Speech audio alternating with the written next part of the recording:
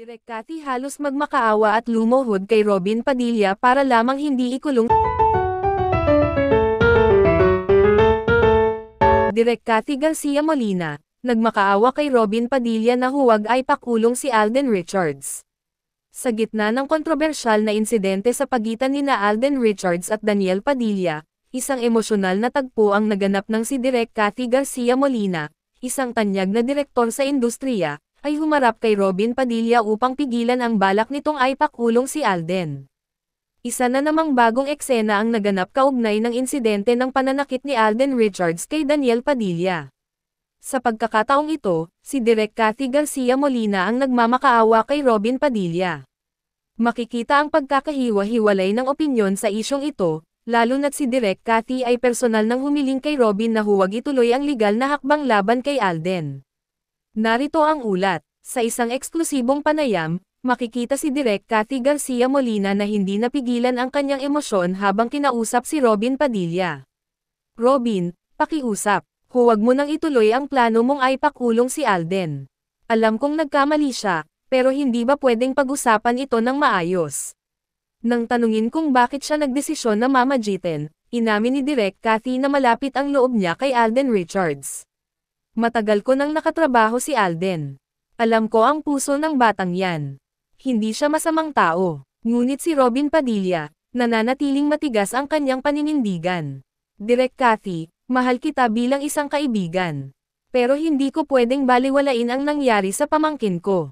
Si Daniel ang nasa ospital, at muntik na siyang mawala sa amin. Hindi napigilan ni Direk Cathy ang kanyang luha sa harap ng galit ni Robin.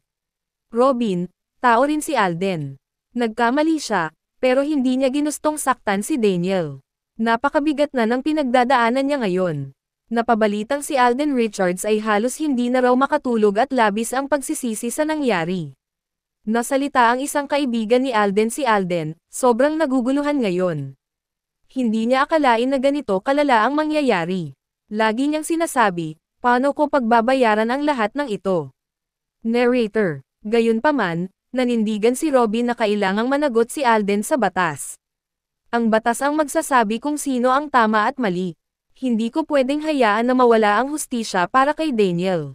Sa kabila nito, patuloy pa rin si Direk Cathy sa kanyang pakiusap. Robin, iniisip ko lang kung paano maaapektuhan si Alden kung tuluyan na siyang kasuhan. Alam mo kung gaano kabigat ang ganitong sitwasyon, lalo na sa industriya natin. Nagbigay rin si Direk Cathy ng suhestyon upang maayos ang isyu sa mas mapayapang paraan. Bakit hindi natin subukang pag-usapan ito bilang pamilya? Sigurado akong gusto ring humingi ng tawad ni Alden. Ngunit para kay Robin, tila hindi sapat ang paghingi ng tawad. Direk, hindi ito simpleng away lang. Buhay ni Daniel ang nakasalalay dito. At kung ako ang tatanungin, hindi ko matatanggap ang sorry lang. Samantala, napabalitang si Alden Richards ay patuloy na nagpapadala ng mensahe ng pagsisisi kay Daniel. Si Alden, gusto niyang humingi ng tawad ng harapan. Pero alam niyang hindi pa ito ang tamang panahon. Habang nagpapatuloy ang tensyon, naging usap-usapan ang pagiging emosyonal ni Direk Cathy sa sitwasyon. Naiintindihan ko si Direk Cathy. Mahirap talaga pag may malapit sa iyo na nagkamali. Pero tama rin si Robin. Hustisya ang kailangan dito. Sa gitna ng lahat ng ito, nananatili pa rin si Robin sa kanyang desisyon. Direk, alam kong mabuti kang tao, at hindi mo gusto ng gulo.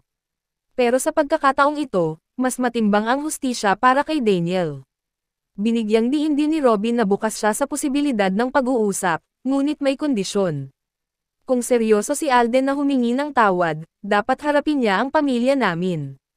Pero hindi ibig sabihin noon na lusot na siya sa pananagutan. Sa puntong ito, makikitang malaki pa ang agwat sa panig ni na Direk Cathy at Robin Padilla.